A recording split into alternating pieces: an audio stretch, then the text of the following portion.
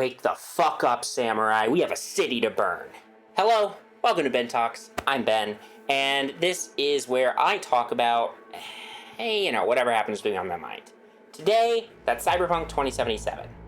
I've been replaying Cyberpunk recently, and it just celebrated its 5-year anniversary in December, so I wanted to talk about Cyberpunk, and specifically, I wanted to talk about some of its great characters. And what better way to do that than with a good old-fashioned ranking video. So today, we are going to be ranking Cyberpunk 2077 characters using increasingly unhinged criteria. This idea was inspired by one of my favorite YouTubers, Haley Whipjack, and their ranking videos of the Baldur's Gate 3 companions. Their videos looked at those characters using some really creative and unhinged criteria. I really love those videos, and if for some reason you haven't watched those, definitely go check them out. I'll put a link in the description of this video. Now, there are a ton of characters in Cyberpunk 2077, and we can't rank them all. Otherwise, we'd be here literally all day. So I've selected 8 characters that we'll be ranking over the course of this video. Obviously, if you've never played Cyberpunk 2077, spoilers ahead for the game and its characters. I won't be giving you a plot recap or fully going over every single detail, but I also won't be holding back on any spoilers. So if for some reason in the last 5 years you haven't gotten around to playing Cyberpunk 2077 yet, go play it, then come back and watch this video. So who are the 8 characters that we'll be ranking today? First, there's the 4 characters you can romance. That's Panam Palmer, who's a hot-headed nomad mechanic at odds with her clan, but still wanting to do right by them. Then there's Judy Alvarez. Judy is a brain dance editor with a heart of gold and revolutionary ideals. Then there's Kerry Eurodyne. He's an older rock star with unresolved issues around his former bandmate Johnny Silverhand. And then River Ward. River is the only good cop in Night City, and he's determined to do right by the city and his family. Then we're going to do 4 other important characters in the game. That includes Jackie Wells, V's best friend and a man with big hopes and dreams, Johnny Silverhand, an anarchist rock star who, after his death, is now a digitized consciousness in the head of V, and this is, of course, the character played by Keanu Reeves. Then we've got Solomon Reed, a secret agent working for the Federal Intelligence Agency, who's spent the last 7 years in the cover in Night City, and he's, of course, the character played by Idris Elba. And then finally, we've got Somi, also known as Songbird, an extremely talented netrunner who works for the FIA and feels extremely trapped. So these are the main characters I'm going to rank today. I will not be ranking the main character V because, V does have a character, a personality beyond what you as the player put into them. But there's still a lot of variation in who V is based on the choices you make as a player. So it didn't make sense to me to rank V with these other characters because V is the player character and there's a lot of differences there. Anyway, now that we've met our rankees, let's get to the rankings themselves. And we'll start with a couple pretty normal ones before we really go off the rails as we get deeper into the video. And we're gonna start with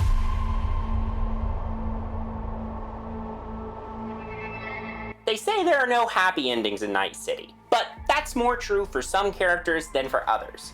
So we're going to start by ranking the characters on how tragic they are, how traumatic their story is.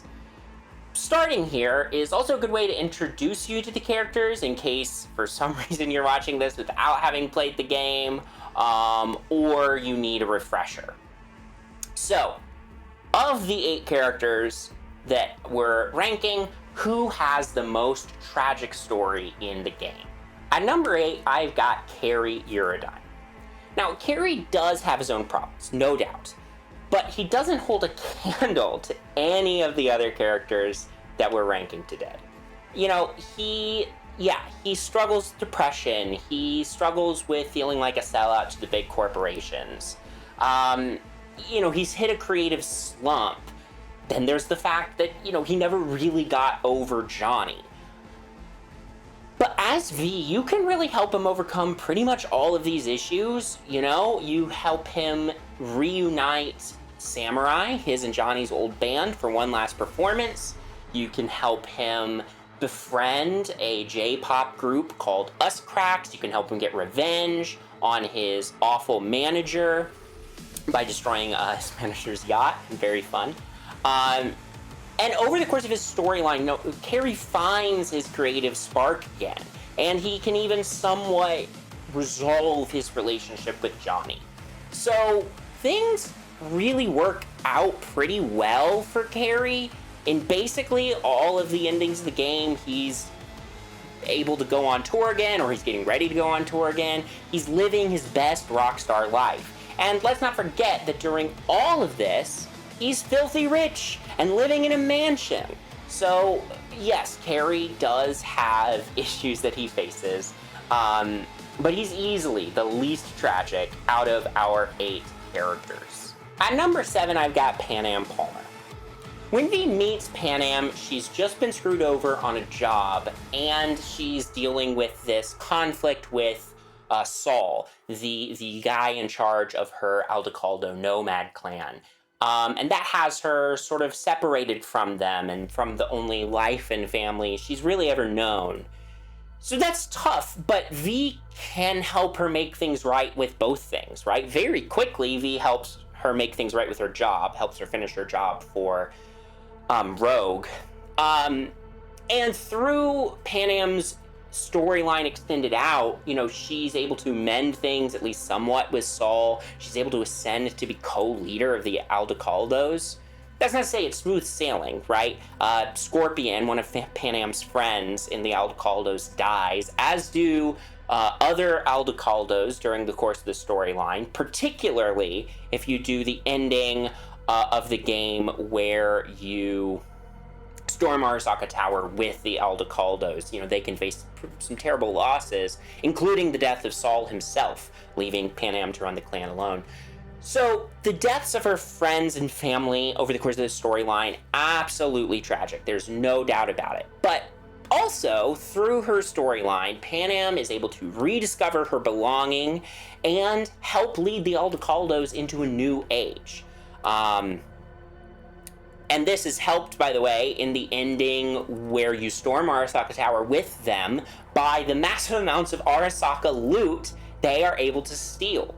So while there are plenty of tragic things and traumatic things that happen in Panam's storyline, she also makes it out of the game and her story pretty well, all things considered. So Panam, number 7. I would say there's a pretty significant gap between these two and the remainder of the list, where the tragedies get much worse from here on out. At number 6, I've got River. Now, River goes through a lot of shit.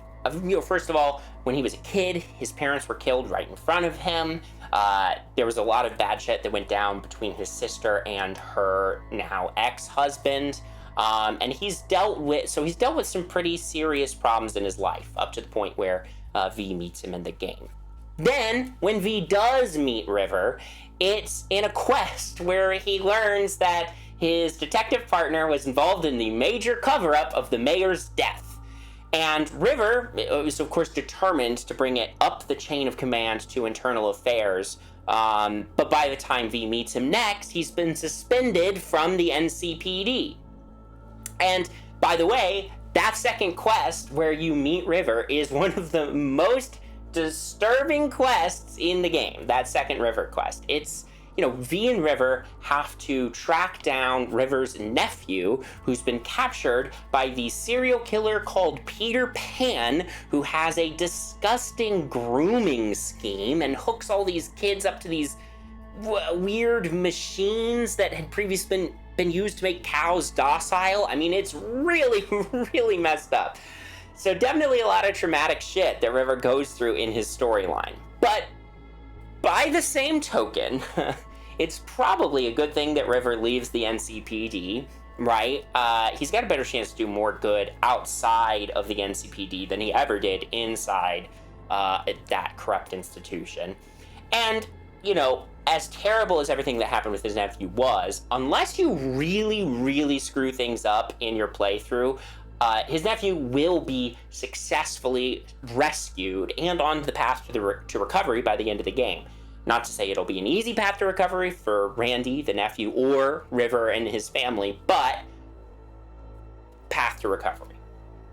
So Via's intervention can really help River overcome all of these traumatic events. Another element of River's story is that if you do the tower ending of the game, where you get a window into how things are going 2 years later, you do find out that he's in trouble. You know, he got into medical debt because of everything to do with his nephew, and broke the law to pay off the debt. So, you know, there's still some bad shit that can keep happening, you know, that probably elevates his tragedy somewhat. You know, definitely above the previous two. So, you know, between that particularly gruesome quest with his nephew, and the potential for a bad ending for him, he's definitely a very tragic character. But enough things do work out for him with V's intervention that I just can't justify putting him higher than anyone else remaining. At number 5, I've got Judy. Of the 4 romanceable NPCs in the game, I think Judy's story is easily the most tragic. As a child, her home was destroyed by a megacorp in order to build a dam. In Night City, she's become completely disillusioned with basically everyone around her. You know, there's her ex-girlfriend Maiko, who was manipulative and money-hungry. There's the Mox, you know, this gang that she joined because she thought they stood for the same high ideals as she did. And she's continuously disappointed with them because they are unwilling to expand their liberation of sex workers beyond their relatively small territory. You know, she's got this passion for brain dance editing and experimenting with brain dances, but she's got limited outlets to explore those things. And at the start of the game, her closest personal relationship is with Evelyn Parker, who lies to Judy about what she's planning to do with the Konpeki Plaza heist, doesn't tell her how much trouble that she's potentially getting herself into. And, you know, when everything goes wrong, she chooses not to follow Judy's or the Mox's advice and goes into hiding in clouds instead of staying with them. This leaves Judy to worry about what happened to Evelyn. And, you know, of course, Evelyn does not end up being okay, as I'm sure everybody who's played the game knows. You know, she gets assaulted, she gets sold off, essentially, to an XBD studio, and she gets trapped in her own mind, replaying loops of her trauma. V and Judy are able to save Evelyn, and Judy takes care of Evelyn, but ultimately, Evelyn takes her own life, which is something that Judy will blame herself for. So, you know, really, really tough circumstances for Judy, and that's not even all of it, you know? So Judy tries to go to Clouds, to fix it and to liberate the dolls in charge and put them in charge there.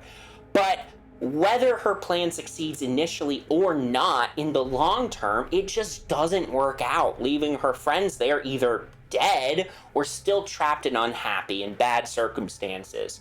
So Judy just keeps getting beaten down over and over again by Night City and by people taking advantage of her. And even with V's intervention, Judy's only shot at true happiness is just leaving Night City. And she eventually does, one way or another, in almost every ending. Judy's story is extremely sad, and she goes through a lot. But leaving Night City does give her a genuine chance at happiness, whether that's with V or not. So while her life in Night City was traumatic, her opportunity for a happy life elsewhere keeps her from ranking higher on the list. Now, as we get to the top 4, I think you could probably make an argument for any of them being number 1. But let me walk you through the order I have them in and why. So at number 4, I've got Solomon Reed. Reed's tragedy is rooted in the fact that he just can't let anything go. And he can't help but feel ultimately responsible for everyone and everything around him. Because of that, he blames himself for everything that goes wrong for him and for the people around him. For instance, 7 years ago, before the game, President Myers essentially handed Reed over to Arasaka, and he almost died as a result.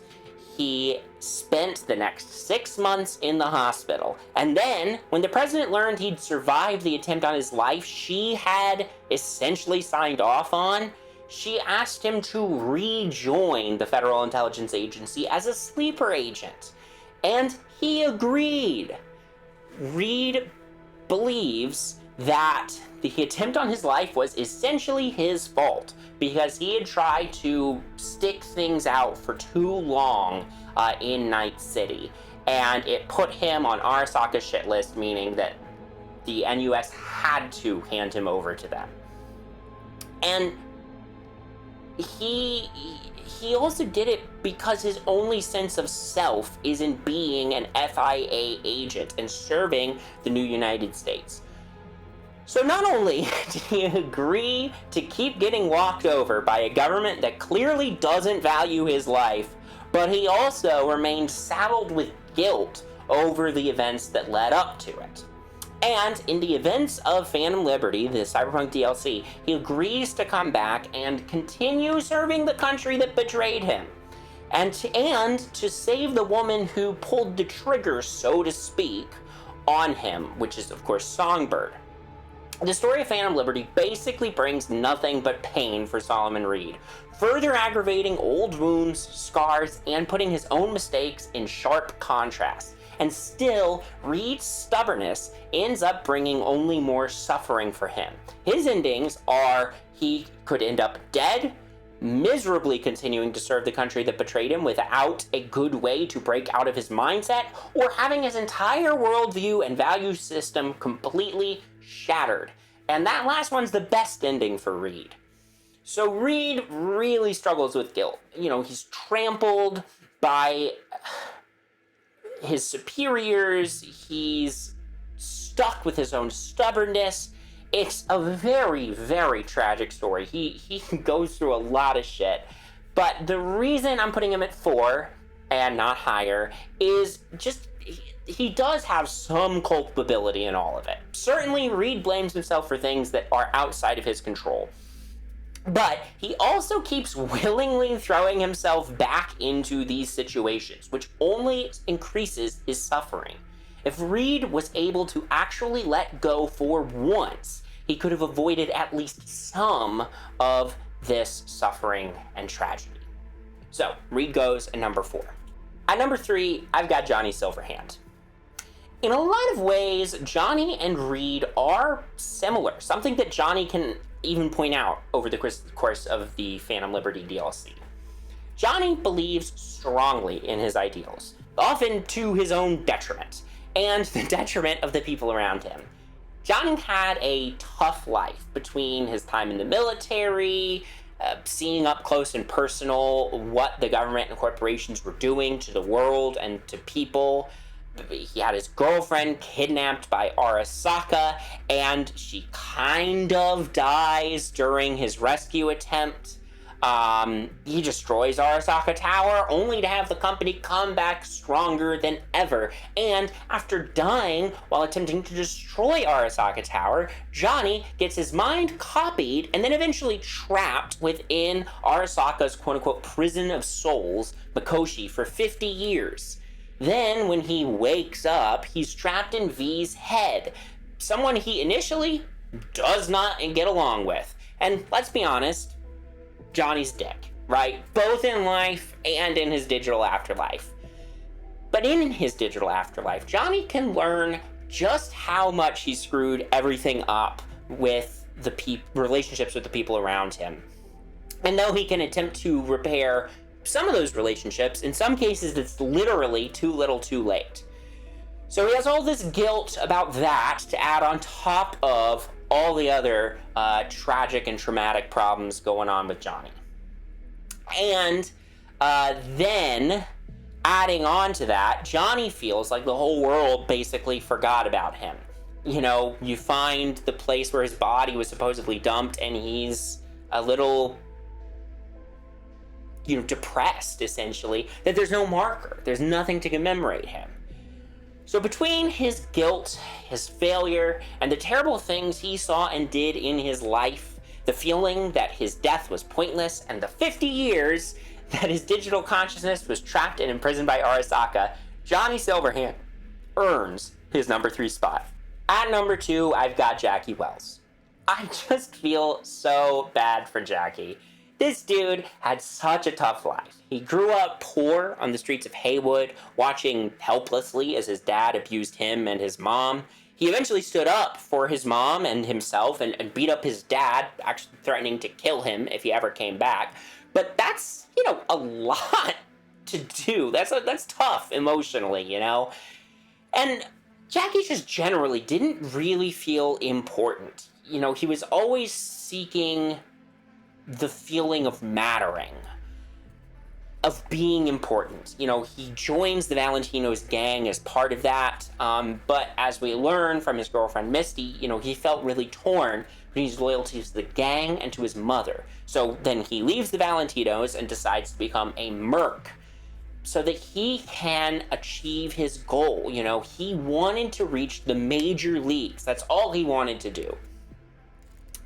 He wanted to be a legend, like Morgan Blackhand or Johnny Silverhand. And he wanted to matter. He wanted to break out of the cesspool that is being poor in Night City. And he thought he'd found a way to do it with his best friend V. But that job, the job that was supposed to be Jackie's big break, was also the job that cost Jackie his life. Right on the verge of getting everything he wanted. Everything fell apart for him. And it ultimately cost Jackie his life. So for this reason, and frankly because of the strong connection you build with Jackie over the first act of the game, I'm putting Jackie in at number 2. But the most tragic character in Cyberpunk 2077 is Songbird. Somi's life has basically been nothing but pain and suffering for a long time. She was always a very bright netrunner, and growing up in Brooklyn, didn't appreciate the life that she had there and the people around her until it was too late. She hacked the wrong database and attracted the attention of the FIA.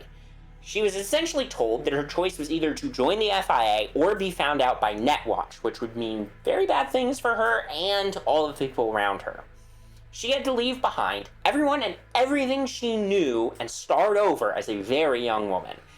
And it was Reed, by the way, who recruited her. Song's new life in the FIA was very high stress, and eventually she was the one that President Myers forced to pull the trigger on Reed at the end of the Unification War. Something that haunted Song from that point on. Then, the president forced Songbird to dive deeper and deeper into the net, fucking around with the Black Wall, which caused increasing physical and mental decay in Songbird, forcing her to become almost entirely robotic just to survive. And yet, Myers did not stop pushing. Song was actively dying, but she was still being forced to dive into the net. So, yeah, she makes some really questionable decisions in Phantom Liberty, but it was in an attempt to break free from Myers' clutches and save her life. Her mind was steadily being eaten away, taken over by the Black Wall itself. She's barely holding on to her sanity and sense of self by the time the Firestarter quest rolls around in Phantom Liberty. And if V chooses Reed over her, that last thread of sanity snaps, causing her to go kind of cyber psycho. Even if V sticks with Somi, her condition only gets worse as Phantom Liberty's story draws to a close. And for Somi's endings, we have 2, where she ends up in the captivity of the NUSA, a fate worse than death, as she is no doubt forced to continue probing the Black Wall and beyond, and continuing to lose herself. We have 1 ending where V has to assist Somi in committing suicide when she realizes that she's too far gone to be saved anymore. And finally, we have her best ending, where she gets sent to the moon for treatment to save her life. But even in that best ending, Songbird admits to V that she's likely to just end up being a lab rat on the moon. And the person who arranged Songbird's passage to the moon is the mysterious Mr. Blue Eyes, who I personally would not consider trustworthy. So that's Songbird's best ending. So yes, Somi makes a lot of bad choices, but she really didn't feel like she had any real options. Because of the long-term physical and mental suffering that Somi goes through, and the fact that there really isn't a truly good ending for her, I've got to give her the top spot for the most tragic character. Next ranking.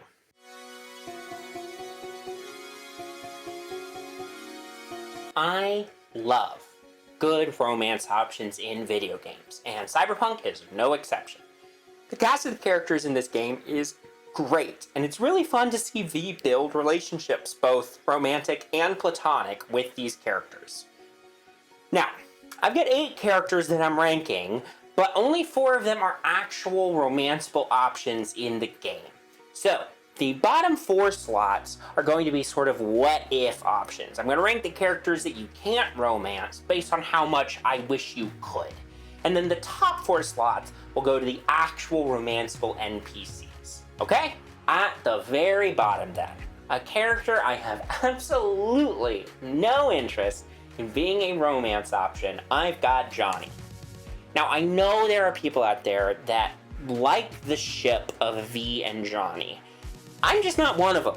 You know, and don't get me wrong, I love Johnny as a character, I do. And I really, really love the story of him and V growing to understand each other, become better together, become closer with each other, become friends, you know, of course, depending on the dialogue options you choose. But I just never really read any of it as romantic. And, you know, more importantly, Johnny isn't like there, you know? He's essentially a talking tumor in V's head. Johnny is literally a part of V, and so from a sheer, like, logistical standpoint, it doesn't really make sense to me that it would be a romance option. And even if it was, you know, even setting that aside, let's be real, Johnny's a dick. He's a narcissistic asshole. Yes, he's our narcissistic asshole, but an asshole nonetheless. And any relationship with him would end up being emotionally abusive, as seen with Alt, and with Rogue, and even Carrie. Even after the oil fields, where Johnny turns over a new leaf, I just do not think he would be a good romantic partner for V. Even setting aside the logistical problems. So, Johnny goes in at number 8. Next up, I've got Jackie. This is another character that I really love. I love Jackie. He is a great character. But he and V are so best friend coded that I just do not have any desire to change that dynamic into a romantic one.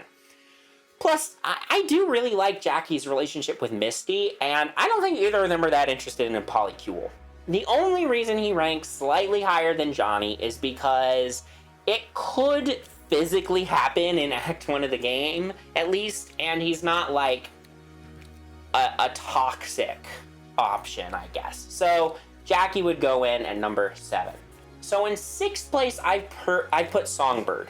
Somi is a really compelling character. She has such an interesting and emotionally affecting story, and you know, throughout it, it's hard to trust her entirely. All of these things are part of what makes the story of Phantom Liberty so special. Now, I don't know how you would fit a romance with Somi into the Phantom Liberty story, but I do think that if it were doable, romancing Somi would enhance the narrative tension surrounding her as a character. It would further add to the emotional weight of the decision V has to make in the story over who to side with, and further play into the themes of trust and betrayal in the Phantom Liberty story. Which of course brings us to Reed, who I like the idea of romancing for all the same reasons that I like the idea of romancing Songbird. In a world where one of them is romanceable, I think they would both have to be, regardless of your V's gender, because you have to choose between the two of them in the story. Decide who you trust more. You know, the idea of choosing your romantic partner between them would be so interesting. Between Reed and Somi, I do rank the possibility of a Reed romance very slightly higher, just because I think it's slightly easier to pull off in the story. But again, either way, I think it would be really, really interesting to explore the same choice that you have to make in the story while adding in a romantic relationship with one of them. I just think that would be really interesting. And so, yeah, Reed goes in at number 5. Now that we've gone through the sort of what-if options, let's move on to the characters you could actually romance in the game. Unlike a lot of games where all the romanceable NPCs are basically implicit bisexuals that you can romance regardless of your character's gender, Cyberpunk 2077 decided that depending on your V's gender, you got to choose between 2 different sets of options. So for instance, a Mask V can romance Panam or Carrie, and a Femme V can romance Judy or River. So, of these 4 options, which one is best? Well, I'll tell you which one is not best. The worst of the 4 romanceable options, to me, is River. I just don't like River that much. You know, he's fine, but he's just not all that interesting, in my opinion. And it's really not helped by the fact that he's only involved in 2 real side quests plus the romance quest. So 3 total quests that this guy's involved in. In fact, both River and Carrie are entirely missable NPCs. Like, you don't ever have to meet either of them. But at least with Carrie, the storyline with him is more fleshed out and involved than River. Again, River literally only gets 2 real side quests, aside from the romance quest. And by the way, when you do go to romance him, it's just incredibly awkward and cringy. Yes, V and River go through a lot together in the short time they know each other, but there's just not much there in terms of actually building a foundation for a relationship between them. Certainly not when compared to the other romanceable NPCs. It's just like, all of a sudden, River is propositioning a Femme V, and then the actual, spicy sequence is, I think, the most boring of the 4, as it's just River and V trying to, be quiet, not to wake River's family. So for all these reasons, River is my least favorite romance. Coming in at 3rd place above River, I've got Carrie. Yeah, unfortunately, I think that if you wanted your V to be in a relationship with a man, you've got the worst of the 4 options. That said, I think Carrie is definitely a better romance option than River. Like River, Carrie isn't a character that you have to meet in the story, but because of Johnny's link to Carrie, I do think that you're going to be a little more inclined to want to dig into his story. With River, the first quest where he's introduced has really nothing to do with his story. It's related to the Peralez's, and it's a great quest. But then, later on, River calls you for help with something else. And if you didn't, immediately fall in love with him in that first quest, which, I didn't, I don't think most people did, you're not necessarily going to be in a rush to do his follow-up quest, unless you are already sort of looking ahead and know that you want to romance him, or you know that it's an interesting quest. With Carrie's storyline, again, because of the link to Johnny, I just think you're gonna be more inclined to want to dig into it. Which, by the way, Carrie's story is quite a bit longer than River's, and it does, really peel back a lot of the layers of who Carrie really is. And, by the way, the sequence when you finally do romance Carrie is way more interesting than the one with Rivers. It takes place aboard a yacht owned by Carrie's manager that Carrie and V are actively destroying. So it's a really fun and interesting romance sequence, and I think there definitely is more interesting material with the romance with V here than with River. There is a toxic component to this relationship, though. Carrie was always interested in Johnny, and with Johnny in V's head, there's a very real question about whether Carrie is with V for V, or with V because it's the closest he can ever get to being with Johnny, whether that's conscious or not. This sort of thought, this theory, is kind of bolstered by the fact that despite Carrie being canonically bisexual, only a masculine V can romance him, which probably has something to do with the fact that this version of V is a closer sort of stand-in for Johnny than a femme V would be. Another thing holding Carrie back is that you can only meet him very late in the game. With the other three romanceable characters, you can meet them a lot earlier and start establishing the relationship. Because you can only meet and romance Carrie in the final stages of the game in Act 3, you have to wait a long time before you can actually start the path of romancing Carrie. So you really gotta wait around for him if he's the one you want to romance. So for those reasons, he's got to rank lower than the remaining two romanceable NPCs. So, it's time to wade into the great debate. And whichever of the remaining two I pick as my number one, there will probably be an angry mob of fans of the other character who will hunt me down. I think it's a pretty broad consensus that the two women V can romance are much better options than the two men V can romance. But there is, debate over who should be number one and who should be number two. Regardless of what order I put Judy and Panam in, someone's gonna be mad at me. And if you're one of the people who's mad at me, please let me know in the comments below. But let me just say that I love both of these characters. I think both of their romances are fantastic, and I think there's a strong argument for either of them to end up at number one. So, with that all said, I'm putting Judy in at number two. Judy is the first of the romanceable NPCs that you meet in the game, in one of the first main quests. So you got the most time to get to know her. Yeah, she's a big-hearted character, but she's been burned a lot of times by the people around her. V showing up for Judy again and again helps her sort of open up, and she can eventually come to truly trust and rely on V, building a strong foundation for their relationship.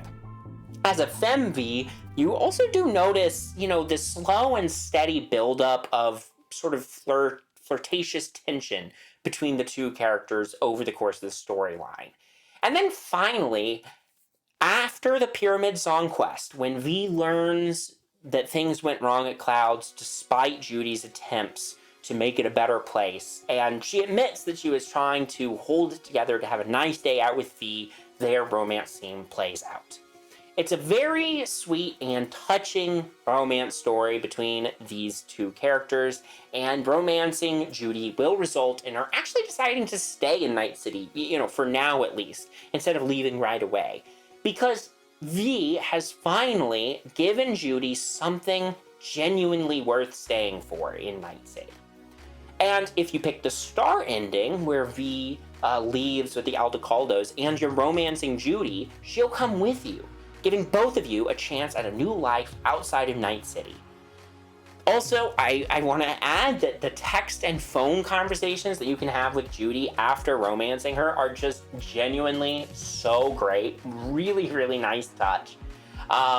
And they're just an added bonus to this romance. And all of them have text and phone call conversations. I just think that Judy's are some of the best ones.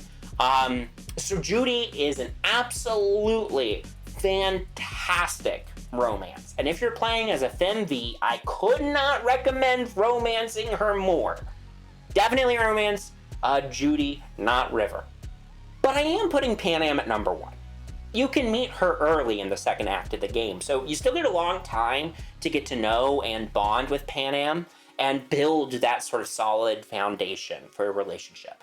She's a very loyal, if quick-tempered character, and the journey that she and V go on together is just so good. And it feeds really nicely into V's story, regardless of which origin you picked.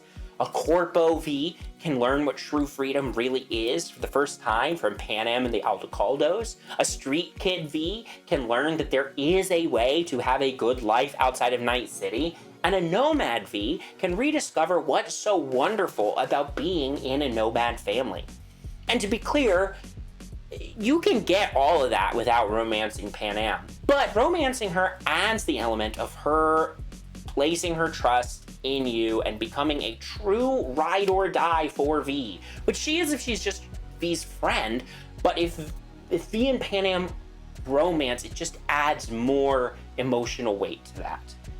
Panam always fights endlessly for the people she loves. But she does admit that relationships are something she really struggles with. It leads to a really fun buildup of romantic tension between Panam and V over the course of their missions together, eventually culminating in what I think is the most interesting and cyberpunk of all of the romance scenes, getting together while their nervous systems are literally intertwined and they're feeling everything the other person is feeling. It's such a creative and uniquely cyberpunk romance scene, and Panam is the only romanceable character that helps you storm Arasaka Tower. Ultimately choosing the star ending, a masked V leaves Night City alongside the woman he loves with a chance to build a new life together, whether that be for only 6 more months or maybe longer if they find some kind of cure. Panam's romance is just so good.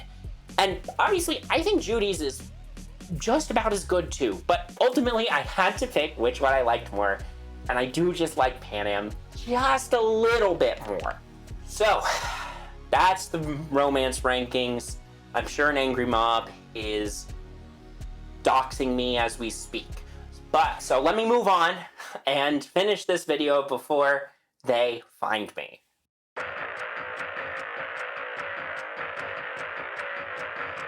So there are a lot of different endings to Cyberpunk 2077, each of them named after a different tarot card. And if each of our 8 characters were to sit down and actually play the video game, when they got to the end, which ending would they either choose or end up with? And I think some of these are really obvious. Panam would obviously choose the star ending. I think she would spend a lot of time while playing the game, hanging out with the Aldecaldos.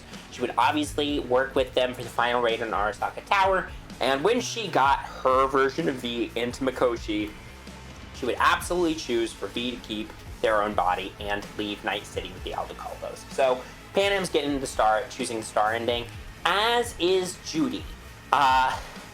I don't think she'd spend as much time, out in the Badlands, necessarily. She's not doing all of the side quests out there.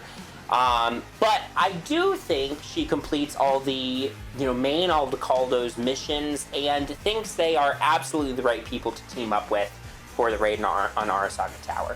Plus, this ending results in V leaving Night City, which we obviously see Judy herself wants to do. So, she's also choosing the star ending.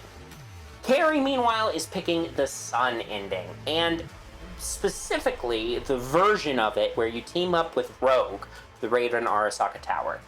I don't think that Carrie would consider teaming up with the Nomads and would agree with Johnny's suggestion to team up with Rogue. Then, at the end, I do think that he would have Johnny willingly return the body to his V and become a true legend in Night City. River, meanwhile, is ending up with the devil ending. I don't think he actively chooses this one. I just think that if River were actually playing the video game, Cyberpunk 2077, he would be the type of player who wouldn't do much of the side content, and he would just mainline the main story, at which point, the devil ending is the only ending you can get, not counting the path of least resistance. I'm also not sure if River actually clocks that Hanako is evil, and, you know, teaming up with her is really his only option, so it makes sense, and then only realizes, like, once he's kind of deep into the ending that it's, you know, the bad ending. Jackie's doing the Sun ending, specifically the version of the Sun ending, the Don't Fear the Reaper version of the Sun ending, where V and Johnny storm Arasaka Tower alone. Jackie is all about that Night City legend dream, and so when he learns there's an extra ending path where you storm Arasaka Tower alone, he's looking up a guide and he's doing that one.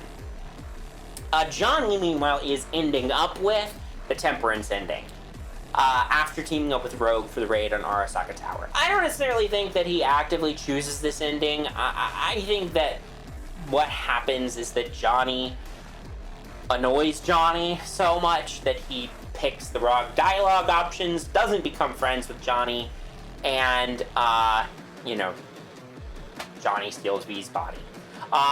Even so, I think that he does want to work with Rogue for the raid, and then ends up getting pissed when V's body gets stolen, because, you know, he annoys himself. Reed is getting the tower ending, which is the one you unlock through Phantom Liberty. He obviously thinks that Somi returning to the NUSA is the best possible outcome for her, as opposed to the worst possible outcome from her, and he'll definitely take the offer for the treatment. He also, I think, is the type of person who genuinely believes the tower ending is the best ending, and doesn't understand the argument that it's not. And, you know, I do understand that there is an argument that can be made that the tower ending's the best one. But I don't think Reed understands why anyone wouldn't think it's the best one. And so, yeah, he's a tower ending guy for sure. And Songbird is doing the Don't Fear the Reaper version of the Sun ending. I think she'll have done a bunch of research ahead of time about the different ending routes of the game. And she decided that because this was the special secret one, that's the one she wanted to do. It also results in V working with Mr. Blue Eyes at the very, very end, which is something that we know Somi in-game, like in canon, chooses to do to get passage to the moon. So nice little connection there. And, you know, also I just think because Somi does feel guilt about putting other people in harm's way, doesn't stop her from doing it, but she feels guilty about it. The fact that the Sun ending, the Don't Fear the Reaper Sun ending is an actual, like, viable option, I think she'll go with that. So, if these guys were all to sit down and play the game, this is how they would do it. But what if they were your best friend in real life and you were going out for drinks together?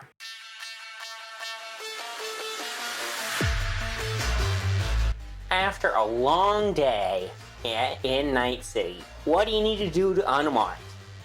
Go get a drink with your chums, of course. So who is the best drinking buddy? Well, of our 8 characters, River is the worst drinking buddy. I just think he's gonna be a bummer. He's gonna want to talk about his day being a cop for the whole time. And, you know, the whole point of going out for drinks is to relax. And talking about his day on the force in the most violent city in the world, Night City, is not conducive to that, for him or for anyone else. So, you know, that's not great. And if you're a woman, he's immediately gonna start hitting on you. So just a bad hang. He's just a bad hang. goes in at number 8. I'm putting Reed at number 7. I think that, like River, he's going to be a downer. He's not really going to bring up work or anything like that, but I just don't think he's going to have much to contribute because he just doesn't know how to relax. And he's just going to be quietly, like, brooding the whole time. So again, just a downer. But at least he's not going to make a move on you. Songbird is at number 6. I think that, like Reed, she doesn't really know how to relax anymore, but I do think that after a drink or two, she'll relax her shoulders and be a perfectly fine hang. You're maybe not inviting her every time you go out for drinks, but, she's alright, she's okay. You'll invite her. Johnny comes in at number 5. Johnny knows how to go get a drink, that's for sure. And, although he's kind of a dick, I do think that he'll be a pretty good hang for 1 or 2 drinks.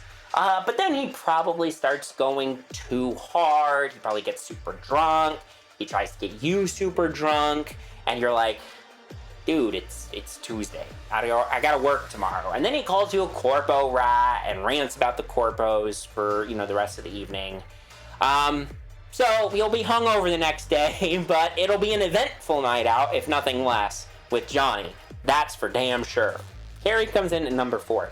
Like Johnny, I think that Carrie might go a little overboard on the drinks, but he won't start insulting you when he gets too drunk. I think he'll be a perfectly fun hang, if one that might go harder than you plan to. You'll probably also be bombarded by people asking for Carrie's autograph, which might be kind of annoying. So, number 4. At number 3, I'm putting Judy. Judy is a drinking buddy that I think will match the vibe of the evening. If you're just going out for 1 or 2, great. If you're going all out, great. We do know from her texts that you can get if you romance her that she can be a little bit of a messy drunk if she does get drunk, but in a fun way. And Judy is just generally a great character to hang out with in the game, so I think she's a really great drinking buddy option. At number 2, I've got Pan Am. Pan Am is very nearly the perfect drinking buddy. She knows exactly how to match the vibe of the night. She's a fun hang, and she can handle her liquor, as it were.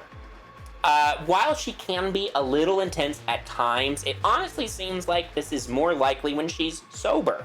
A couple times she drinks in the game, she relaxes pretty nicely. So, I'm putting Pan Am at number 2. But in first place, it's gotta be Jackie. Jackie is V's best choom in the world, and for good reason. He's fun, he can handle his drinks, and he matches the vibes effortlessly. You really can't find anyone in the game that has anything bad to say about Jackie except maybe T-Bug, whose main issue with Jackie seems to be that he's too friendly. Jackie is your best friend for good reason, and so he gets the number 1 spot. So that's our ranking of the characters as drinking buddies. Now on to...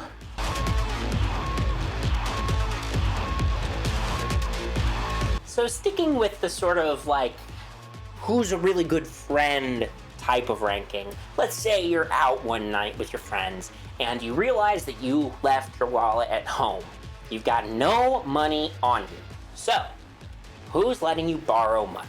In last place is Johnny. I don't think Johnny actually has any money on him, ever. He'd probably say something about how money is how the corporations control you, and, he's not wrong exactly, but, not helpful right now, Johnny. So, last place. In 7th place, I've got Songbird. Like Johnny, I don't think she ever carries money on her. She's lived most of her adult life cloistered away by the FIA, so I really doubt she ever, goes out to spend money. She'd probably offer to hack an ATM for you, but, you probably don't feel like committing grand larceny right now. So 7th place. In 6th place, I've got River. River would be perfectly willing to loan you money in principle, but he was probably pretty tight on cash and, literally can't. He just got let go from the NCPD after all, so he doesn't get a regular paycheck anymore. And we know from the tower ending phone call that he's very tight on cash as he's gotten into debt trying to take care of Randy.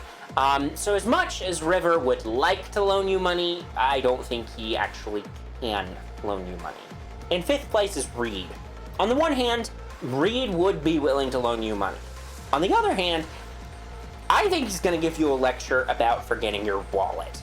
That lecture will probably include the line, play grown-up games, face grown-up consequences.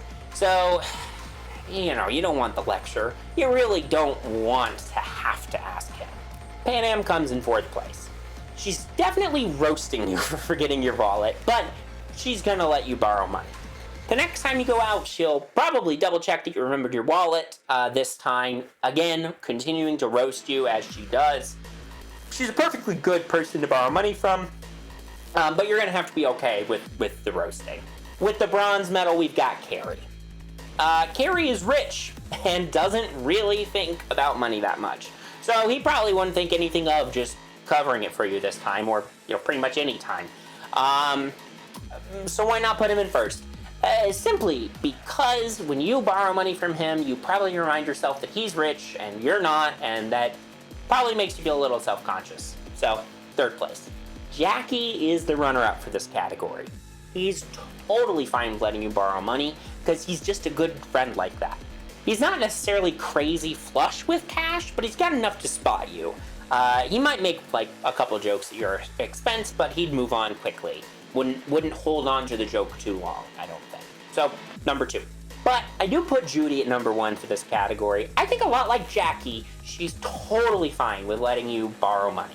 She's not going to give you a hard time about it either. She's also not crazy wealthy, so you won't feel self-conscious like you would with Carrie, but she's probably got a little more on hand at any given time than Jackie, which is enough to put her over the top for 1st place. You've gone out with them for drinks. You've asked them for money. What's the next big step in any friendship?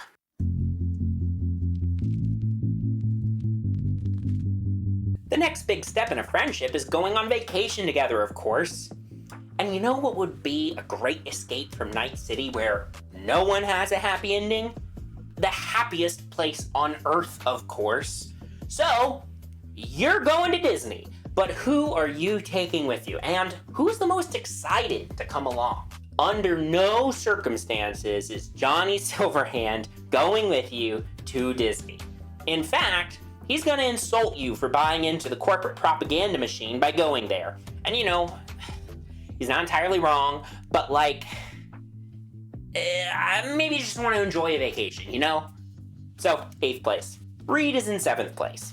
Reed does not understand the appeal of Disney. He thinks it's too chaotic. Besides, there's too much work to do to take a vacation right now. Don't you have more important things to do than take a break? Because he's anti-vacation. Number 7. Carrie's coming in at number 6. I think Carrie would suggest an alternative vacation like the Crystal Palace space station. I think he thinks Disney is tacky and gauche. If you really pester him about it, he would eventually agree to go, I think, but, he'll be kind of annoyed about it. So, number 6. At number 5 is Songbird. Songbird will be confused that you're asking her to go on vacation, but she'll warm up to the idea. That said, I don't think that Disney will be her first choice of vacation destination. I think it'll be a little crowded for her. She'd want a more low-key vacation, I think. And I'm not sure she'd really enjoy the rides all that much either. So, number 5. In 4th place is River. He's totally on board, and he's looking forward to the trip. But the problem is, he wants to bring along his sister and his nibblings, and it's like, dude, I don't want to go on vacation with your whole family, But because he's completely on board and would enjoy himself, he goes in at 4th place. In 3rd place, I've got Pan Am. She's going to give you a hard time for wanting to go to Disney for your vacation as an adult. But when you say, okay, you don't have to go, she'll very quickly change her tune. Because the truth is, she's going to enjoy the hell out of the trip despite herself. She's just self-conscious about being a grown woman and enjoying Disney. But she'll get over it and really enjoy the trip. 3rd place. In 2nd place, I've got Judy. When you tell Judy you're planning a Disney trip, her first question is going to be world or land. She's very familiar with the parks. She probably sometimes watches Disney vlogs, not all the time. She's not a full-blown Disney adult, but, she does enjoy the parks. She's been before. She likes the clever ways they use the rides and the scenery and the art and the atmosphere to immerse visitors. The only thing that holds her back from the number 1 spot is that I think she maybe knows a little too much and might be a little overbearing in the trip planning. Could be helpful in the long run, but, stressful ahead of time. So, number 2. At number 1, I've got Jackie. Jackie's response to being asked on the trip is probably, hell yeah, Choom, I'll go to Disney with you. He's totally down. And once you get there, he's gonna be delighted by everything at the parks. So, Jackie comes in at number 1. Now that's a pretty unhinged ranking if I do say so myself. But I've got one more for you. What I think is easily the most unhinged of all the rankings today. So, let's finish up with...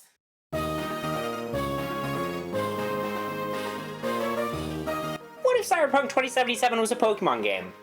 Have you thought about that? Who would be each person's ace Pokemon if everybody was a Pokemon trainer? Well, worry not, I'm here to tell you. Also, sidebar, Bulbapedia, if you guys could please just, standardize the size of your PNGs, that'd be great. Anyway, Pan Am's ace is Revavroom, and it's just kind of too perfect, Pan Am is the nomad car junkie.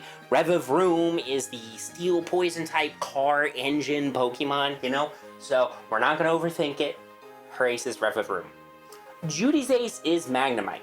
I don't think Judy is a serious Pokemon battler. She just kind of hangs out with her Magnemite, I think. Who's probably been with her for a very long time, since she was a kid.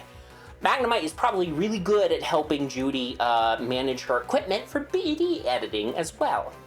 Carrie's ace is Toxtricity. Toxtricity is a guitar rockstar Pokemon. Carrie is a rockstar. Again, kind of too perfect. We're not overthinking it. River's ace is Growlithe. In the Pokemon anime, cops use Growlithe. River is a cop / former cop, so Growlithe just is the best choice. Now, Jackie's ace is going to be Typhlosion, and, I'm going to be honest, this one is just totally a vibes pick for me. I think that Jackie just really likes the Johto region. I don't know, I just think he does, and I think that Cyndaquil was his very first Pokemon ever, so today he and his Typhlosion are going strong. I also think just visually, Jackie and Typhlosion fit together really nicely. I think if you wanted an alternate option for Jackie, maybe Cyclizar. Cyclizar is like a lizard motorcycle Pokemon. Jackie loves his motorcycle, so that could be a good alternative, but I don't know. Typhlosion just vibes-wise, I think just works for Jackie. Johnny's ace is Obstagoon. Obstagoon is another Rockstar-themed Pokemon, which, of course, fits Johnny's vibe very well. And in particular, Obstagoon is a punk, metal, rock singer. Just really fits Johnny's vibe. I think better than Toxtricity, personally. Plus, Obstagoon's dark typing fits well with Johnny's other role as an anarchist terrorist. So, it's perfect. Reed's ace is Inteleon. Inteleon's supposed to be like a James Bond-esque secret agent. That's obviously very similar vibe that Reed's character is going for, so Inteleon works perfectly as Reed's ace. And then finally, Songbird's ace is Rotom. And again, this is just another case of it's just too perfect. Rotom literally possesses machinery. Which is something that we see Songbird do a ton in the game. Rotom's literally the perfect ace for the world's best netrunner.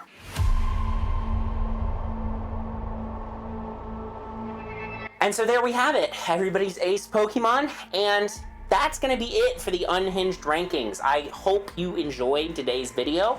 If you did, please leave a like. If you want to see more, please subscribe. And I'll see you in the next one. Bye! let me know why I am just totally wrong about all of these rankings in the comments below. And if you want to listen to me continue to talk about a variety of nerdy shit, make sure you like, subscribe, and I guess you could also follow me on social media. Look in the description. Just to make sure you're always up to date on the next yapping video I put up. I've got lots of ideas for things I'd like to yap at you about this year, including one that I thought of while working on this ranking. So make sure to follow along right here at Ben Talks. And with all that, never stop fighting, and we'll see y'all next time.